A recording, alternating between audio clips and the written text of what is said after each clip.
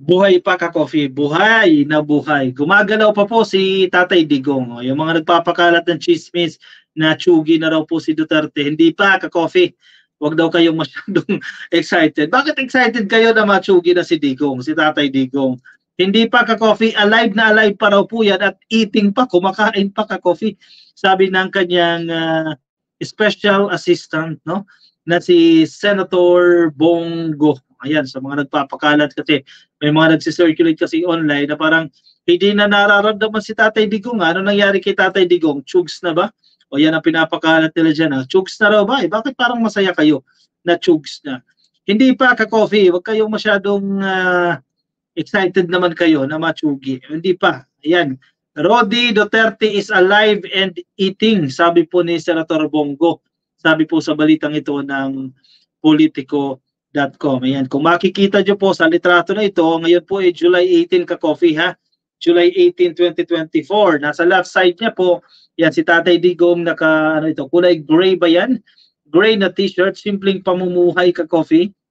Totoo bang simple? At nasa katabi niya naman ang kanyang common law wife na si Ma'am Hanilet Avancilla, no? At sila po ay kumakain. Sige, tingnan natin ano yung nasa lamesa nila. Yan, nakikita niyo naman siguro sa inyong screen ka-coffee kung ano yung laman, no? Sige. Sa lamesa niya po ay mukhang may kape, may tasa ng kape. Ito, oh, katabi ng mineral water. Ang iniinom niyang tubig ay Summit. May Coke din. Hindi ba siguro diabetic yan? Baka, hindi, Coke Zero ba yan? Tapos meron pong mansanas nasa pinggan, may mga slices po ng mangga at may saging po na medyo luma na yung saging ha. 4 na piraso na lang yun. Parang mahirap ang datingan dito ni Tatay Digong. Ano ba to? Totoo ba to na medyo kapus o front lang yan? Meron ding lansones ka-coffee. Makikita nyo dyan, no? At sa likod niya, merong mga alcohol. Ang dami nilang alcohol, ka-coffee. May hand sanitizer, may alcohol, may wipes. Ano pa yan, ka-coffee. At ang tissue social, Kleenex. Yayaman eh. Kleenex ba yan? O, Kleenex ang tissue. Malambot yan, ha, ka-coffee, ha? Ayan, Rodi Duterte is alive and eating. Former President Rodrigo Duterte is not dead, despite what you might have read or heard. Bakit kasi pinapakalat din yung tsugi na si Tatay Digong? Hindi yan ka-coffee. Hindi pa raw tsugi. Yan ang kumakain pa raw ng pang-ordinaryong Pilipino. Hindi pang mahirap, no? Pang-ordinaryong Pilipino. Billionaire, ha? Pero simple lang, ha? Yan dapat, eh. Oh. Bilyonaryo ka, pero simple lang. Oh. Yung mga saging, oh. Tinan mo yung saging, oh. Luma na, mukhang hindi na re-refill. Ubus na ang prutas, oh. Ubus na ang stock. Ano ibig sabihin yan? Senator Bongo assured anew the public that the former leader is very much alive, shutting down haters, spreading rumors about his poor condition. Kasi ang pinapakalat nila ka-coffee, medyo hirap na raw tumayo, yan, medyo malapit na raw, o yan. Buhay pa raw ka-coffee, huwag kayo nagmamadali dyan. New snapshots of Duterte enjoying some fruits and soda at his home in Davao City have been shared by his former close aide to disprove his partner Hanilet Avancilla is right there with him, alive and eating, Go said in a Facebook post. Yan ang sagot ni Senator Bongo sa mga kumakalat na fake news ngayon ukol sa kalagayan ng dating Pangulo Rodrigo Roa Duterte. Last month, the former leader joined Go in a Facebook Live video to debunk the death hoax. Duterte, who led the country from 2016 to 2022, measured that he is just relaxing in Davao City. O yan, huwag kayong kabahan. Sa mga kinakabahan dyan na baka chuks na si Tatay Digong, don't worry, siya po ay malakas ka-coffee, umiinom pa po ng Coke. Eh kahit Coke Zero, mataas pa rin po ang sugar niya. Ako, diabetes. Paano na lang ang maintenance yan ka-coffee? Anong sa inyo dyan, ka-coffee? Ayan, tinan nyo yung litrato. Simpleng pamumuhay o front lang yan? Sige, tanungin ko kayo dyan.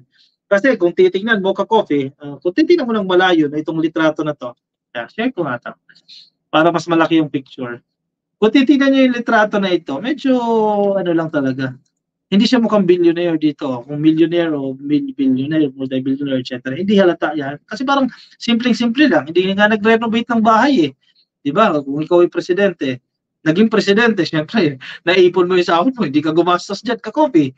Di ba? Habang ikaw 6 na taon ka nasa Malacanang, lahat ng expenses dyan, sagot. And even from expenses ng iyong pamilya, sagot lahat yan. So, pag alis mo, ang dami mong makukuhang salapi dyan, di ba? Kasi yung sahod mo buo, hindi nagagalaw. Magkano sahod ng presidente? 400, ha?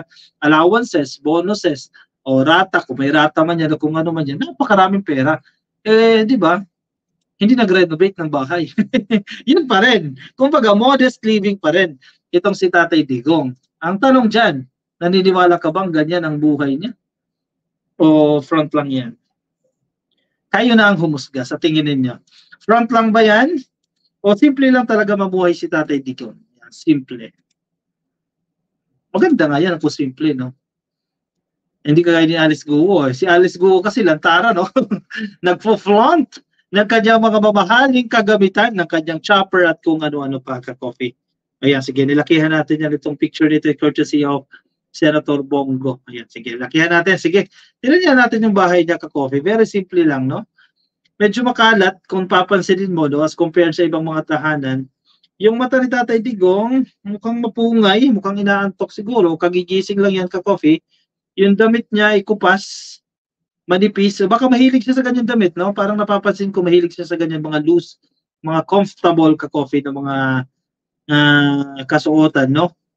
Eh, nasa likod yan, ito, wipes yan, yung green na yan, yung blue, alcohol din, yung maliit na alcohol, ito hand sanitizer, tapos may alcohol pang dalawa, sa likod niya may maliit na parang Christmas tree, may upuan na umiikot, may bangko na pang bata, kasi maraming apo, no, na nag-i-stay dyan. Yan, ang kinakain niya, prutas lang yan ka-coffee. Isang tinidor. Oh, siya lang kumakain, wala si Ma'am Hanilet, no? Isa lang yung tinidor eh. Oh, nakakalahati na siya, nagkakape siya. Ina-analyze talaga natin yung picture eh, no? Ayan, summit, hindi pa bukas yung tubig. Wait lang, kauupo lang siguro. Kauupo lang niya yan. Tapos, oh, para pag-upo, sige, picture tayo ha, Mr. President, picture tayo. O, lagyan mo ng tubig, lagyan mo ng Coke. Ayan, may Coke na. Yung Coke wala pang bawas. Ibig sabihin, pagkaupo, picture lang. Ganyan. Yung tissue, okay, Kleenex. Dito ko tataka sa saging sa prutas. Ang daming saging sa Mindanao, sa Davao, di ba? Parang hindi na-refillan. 4 na lang ang natitira at luma pa yung saging. Walang bago. Or, bibihira siyang nandyan sa bahay na yan or baka may ibang bahay na anyway. Ganoon din po yung tawag dyan, lansones. Mukhang matamis eh. Malaki. Si Ma'am Hanilet. Okay, anong say niyo dyan? Sige, nag-analyze na tuloy tayo ng nilalaman ng picture. Sige, i-komento nyo ang inyong opinion, ang inyong reaction dyan sa ating comment section at pagbasa tayo ng inyong mga komento. Totoo ba yan? Ganyan ba ka-simple ka-coffee? O drama lang yan? Sabi ni Melsky, kadramahan talaga. Kadramahan lang daw yan. Ma'am Emma Ordonez, ICC, hinihintay pa po siya ha, wag po na siya kunin, mas okay na malakas pa siya. Ayan, dapat daw lumakas pa si Tatay Digong dahil marami pa po itong haharapin ng mga kaso ba yan? Pinaglololoko lang ninyo ang mga tao, sabi ni Ma'am Nilda Galvez. Bakit wala yung 51 billion sa table? Sabi ni Joseph Bangug. Uy, dati na lang ka-coffee. Hindi, napahukay na ng kalsada, nabutas na yung kalsada, di nga lang natapos, no? Pare-pareho silang magaling magdrama, sabi ni Ma'am Lori Mamawag.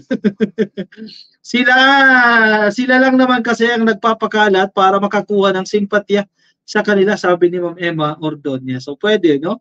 Parang yung script galing sa kanila, pakalat natin ito sa Tatay Digong, no? Parang maraming maaawa, may simpatya, and then they will clarify na buhay pa ito, etc. Sabi ni Paeng Chu, ayan, front lang daw po yan na tila ordinaryong buhay ka-coffee. Marami siyang bahay, pakitang tao lang yan, sabi ni Ma'am Nilda Galvez. Oo nga eh. Kasi parang ano lang eh. Kakabukas lang eh, kakaupo lang, picture agad eh, di ba? Kasi wala pang bawas yung tubig, hindi pa bukas yung tubig. And alam ko, pag si Tatay Digong may tubig, may mineral water, may baso, itatransfer mo yun, di ba? Pero ayun, walang baso. So parang kakaupo lang talaga. Bilyonaryo sa Drog at Pogo, sabi ni Imo Kizon. Oy, cambio kayo siya na. Kay Doc Rosemary, oy, front lang yan, billion na nakuha niya sa ating government, sabi ni Doc Rosemary. Nakaset up pala yung nasa mesa, sabi ni Paemcho. Baka nga, simpleng bahay pero may labasan sa likod, papunta sa bahay niya na napakalaking mansyon. Wala nang masabi yan sa mga Duterte. Nakalulungkot lang kung ganyan talaga ka-coffee. VP Ruiz, tapos ₱1,000,000 ang motorsiklo lang. Eh, yun nga ang baril eh. Baka sabihin na donated lang. Posible, ka-coffee. Oo nga, yung mga motor, di ba? Grabe, gaganda ng motor. O bakit gano'n? Mahilig sila mag-invest sa gano'n na mas mahal. Pero sa bahay, para renovate ng bahay, hindi. Kasi mas obvious kasi yan eh. Mas apparent yan eh. Kapag nakikita na mag-arbo yung bahay, malaki yung bahay, etc. So parang ano din yan eh. Kasi yan din ang nagpanalo sa kanya eh.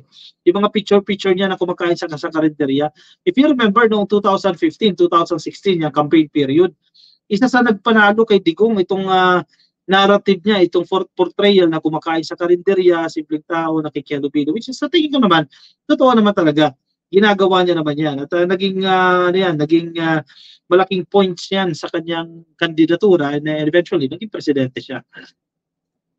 Ma'am Gloria Kobayashi, yan, lumang bahay yan ka-coffee dahil nung supporter pa kami ng Amazing Duterte Ninjas dito sa Japan, malaki at napakaganda ng bahay ni Digong. Oh, obvious naman ma'am eh. Halata na lang ito. Front lang ito. Melski, ikaw ba naman naka-Harley Davidson na big bike yun ba? Mahirap po nga. Eh, magkano yun? Diba? Million din yung halaga nun eh. June Madriaga, good evening po sa inyo. Ayun lang, baka bigay lang, di ba? O baka donasyon, di natin alam, no? Joseph Bangug, oy, ayaw kong ipagpalit ang PBBM sa mga sobrang mapagkunwaring tao. Drama ni Bongo para sa 2025 yan, ka-coffee sabi ni Ma'am Baybayan Sally. Natin alam, no? Sige, yung mga nasa Facebook, shoutout po sa inyo, ka-coffee, Ma'am Evelyn Hernandez, nakikinig po sa atin sa Facebook. Baka di pa po kayo naka-follow, naka-like sa ating Facebook page, please follow and like. Nasa YouTube, please click and subscribe. At i-like na po yung video natin para updated po kayo sa ating mga bagong topic. At kumuha na po kayo ng inyong kape at tayo mag-move on, ka-coffee, sa ating next topic.